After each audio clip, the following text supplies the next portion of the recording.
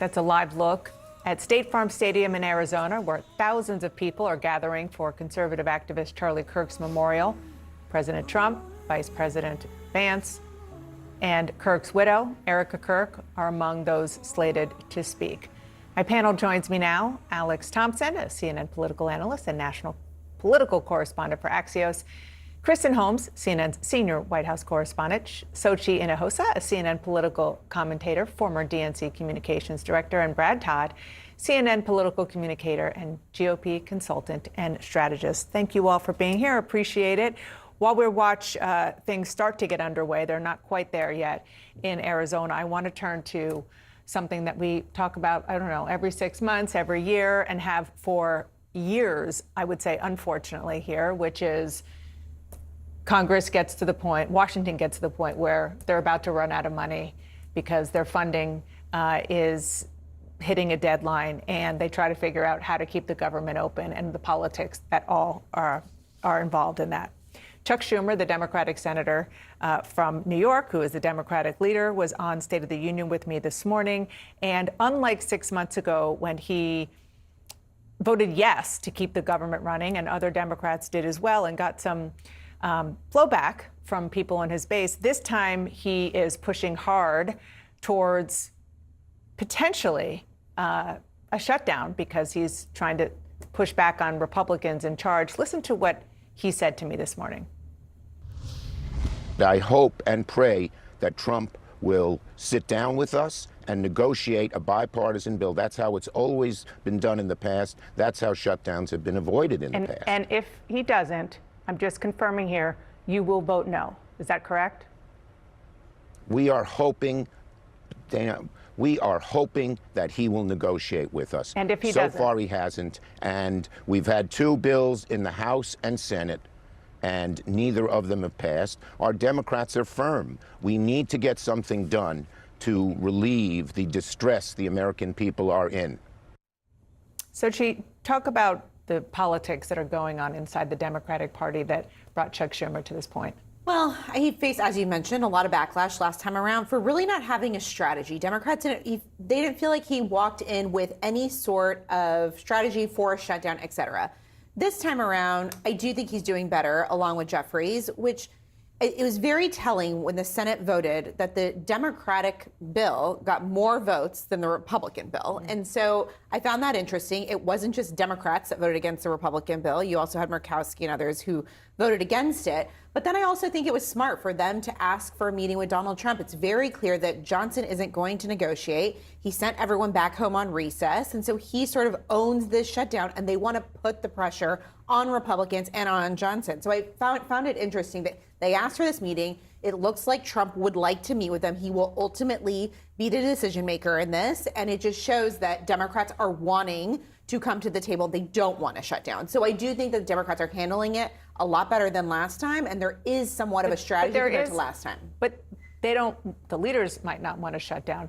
But there's a lot of pressure from, as you were saying, from the Democratic base to do just that, to show they're fighting. Yeah, I think that there is pressure. I never agree with a shutdown. I don't think it's good for either party for there ever to be a shutdown. And I think that going back many years, I think both leaders would understand that and understand that it's not popular. But at the same time, I think Chuck Schumer needs to show that he's fighting. And that's what he's doing right now. I think Chuck Schumer better be careful and prove that he can lead. That's the question that independents who will decide this election are asking.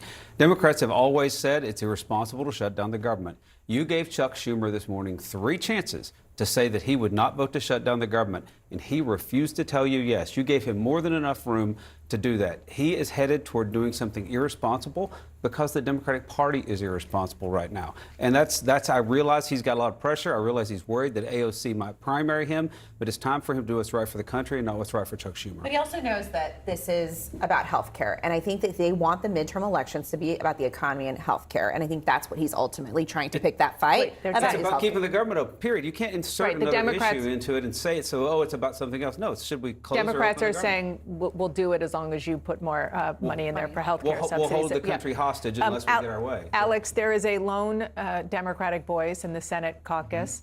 and that is John Fetterman, who was saying, do not do this. It is a disaster strategically. Listen to what he told me.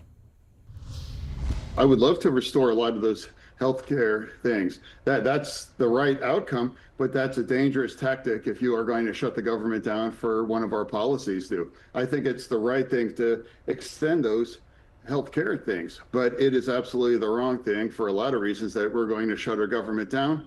I condemned it when the Republicans threatened to do that thing, and it's entirely wrong for us to do the same thing now. I think the line is Democrats in disarray, right? Is that they are not all on the same page here. You have people that are actively calling for a shutdown, not just for healthcare reasons, but because, and you saw this in Ezra Klein's piece like a few weeks ago that circulated around Capitol Hill that said we need to shut it down in order to stop Trump's authoritarian government. Then you also have some Democrats saying, no, we need to do it for ACA subsidies. Some Democrats are saying for Medicaid, to roll back the Medicaid cuts. They are not all on the same page. And John Fetterman, while is the lone public voice, is not the only voice privately that does not want to shut down, in part because they do not believe the party has an exit strategy. Once you shut the government down, you still need to have Democratic votes in order to reopen it. What is the strategy if Republicans say no? Yeah, exactly. Well, I do think one thing to note on that is when you don't have Democrats with the same messaging, it allows Donald Trump and his administration to do what they do best, which is to coalesce behind the message that this is Democrats' fault and blaming a shutdown on them rather than the fact that he is in office at this time. Kristen, I want to turn to Arizona. What are your sources telling you about the tone and tenor that the president wants to set with his speech? Well, there's what they're saying and what we might ultimately see. And I think Fair we're going to point. have to wait to actually see what he puts forward. And I will remind you that when he sat in the Oval Office, to him and to the people around him, that was a measured speech that honored the life of Charlie Kirk. To many, they believe that that was a blame game, that that was an opportunity for him to unite the country, and instead he blamed Democrats and the left. We know he's been personally involved in this. This has hit him. He is very close. He was very close to Charlie Kirk, and it's not just him. He sees it in the people around him who all had relationships with Kirk. This is personal for him. He's spending a lot of time himself writing and editing this speech and infusing what he believes should be in there. He has said that he wanted to focus on Charlie Kirk's faith and his messaging and his movement.